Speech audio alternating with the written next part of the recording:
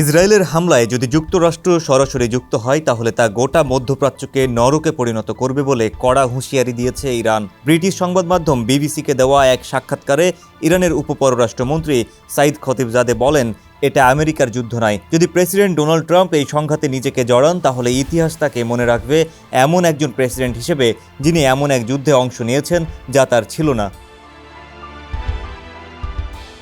তিনি বলেন, যুক্তরাষ্ট্রের সম্পৃক্ততা এই যুদ্ধকে আরও জটিল ও রক্তক্ষয়ী করে তুলবে।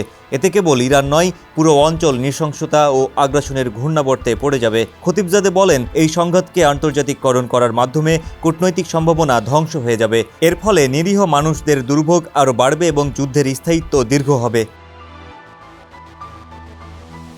উপপররাষ্ট্রমন্ত্রী আরও বলেন, ইরান সর্বদা কূটনীতিকে গুরুত্ব দিয়ে এসেছে, কিন্তু ইসরায়েলের লাগাতার বোমা হামলার মধ্যে আলোচনা অসম্ভব।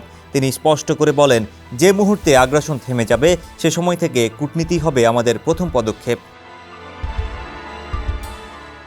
এদিকে ইরান ও যুক্তরাষ্ট্রের মধ্যে পারমাণবিক চুক্তি পুনরায় কার্যকর করার লক্ষ্যে আলোচনার কথা ছিল রোববার, কিন্তু তার আগেই শুক্রবার রাতে ইসরায়েল ইরানের বিভিন্ন স্থাপনায় হামলা চালায়। হামলার ঠিক পরপরই ইরান জানায়, এই আগ্রাসনের পরে আলোচনার আর কোনো ভিত্তি থাকে না। এই প্রেক্ষাপটে হোয়াইট হাউস একটি বিবৃতি দিয়ে জানিয়েছে, প্রেসিডেন্ট ডোনাল্ড ট্রাম্প সাময়িক হামলার বিষয়ে এখনই চূড়ান্ত সিদ্ধান্ত নিচ্ছেন না। তিনি কূটনৈতিক প্রচেষ্টার জন্য আরও 2 সপ্তাহ সময় দিচ্ছেন। হোয়াইট হাউসের প্রেস সেক্রেটারি ক্যারোলিন লেভিট বলেন, যে কোনো নতুন চুক্তিতে ইরান যেন ইউরেনিয়াম সমৃদ্ধ করতে না পারে সেটা নিশ্চিত করাই হবে প্রধান শর্ত।